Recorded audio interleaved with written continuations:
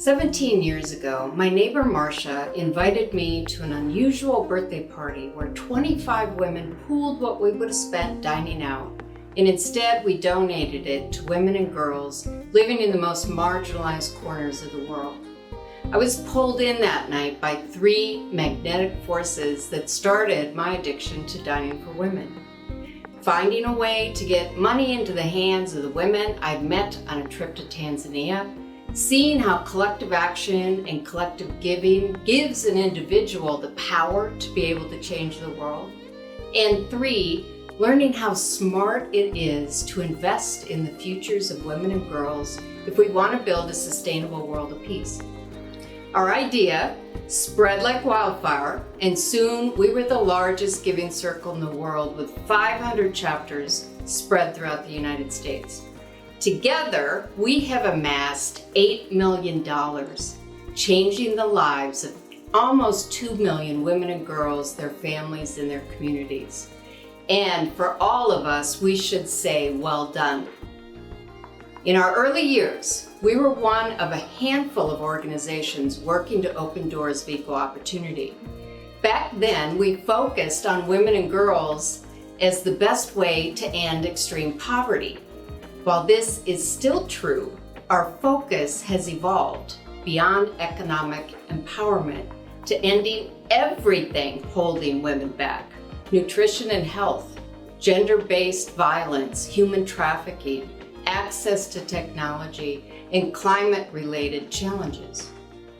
Over the last decade, there has been explosive growth in the movement to advance global gender equality. We are now one of thousands of organizations making this happen. With all this change, the board realized that our early mission and vision statements needed to catch up to the sophisticated, powerful, high-impact organization that we've become. In the last year, we've been gathering your feedback, and I am super excited to be sharing what you all told us. First, I want to tell you what we heard loud and clear about what you love and things that will never ever change. Our chapter and collective giving model, our focus on women and girls globally, funding grassroots and women-led featured grants, and being a democratized community where our doors are open to everyone. We also heard what we needed to change, that our guiding star has evolved to achieving global gender equality, and that it's time to create statements that reflect our work as one collaborative community, learning and working together in true partnership. And now, with COVID hitting women harder and threatening to undo the years of progress we've made, Dining for Women can and must do more. And we begin with clarity of our mission and our vision. I want to thank you all for inviting Dining for Women into your homes, into your lives, and into your virtual spaces. I know it's personal. The cause is personal to all of us. Together, we are changing the world because we know that when one woman rises, we all rise. And as always, we do it one by one. Gender equality is urgently needed to make any progress towards the UN Sustainable Development Goals. So getting women the right to equal education, to equal health care, to equal job opportunities, and control over their own bodies and reproductive rights is critical to any development in poverty alleviation, climate improvements, or any kind of progress we want to make. So I think it's so important that women's rights be understood as human rights. Thank you. As Barb mentioned, it's time for the world to see Dining for Women as the effective, powerful community we are today. That's why I'm so excited to share with you our new strategic plan that focuses on achieving global gender equality, increasing our impact on women and girls around the world, and building a highly engaged and inclusive global community. Achieving global gender equality has been our guiding star all along. With this new strategic plan, we are stating boldly who we are and why we exist. Dining for Women champions global gender equality because women's rights are human rights. When women and girls are given the opportunity to reach their potential, they change their communities for the better, and the world is healthier, safer, more peaceful, inclusive, and economically just for everyone. While global gender equality has been our focus all along, we've often talked about what we do, but not why we do it. So we've updated our mission and vision statements to put our purpose front and center.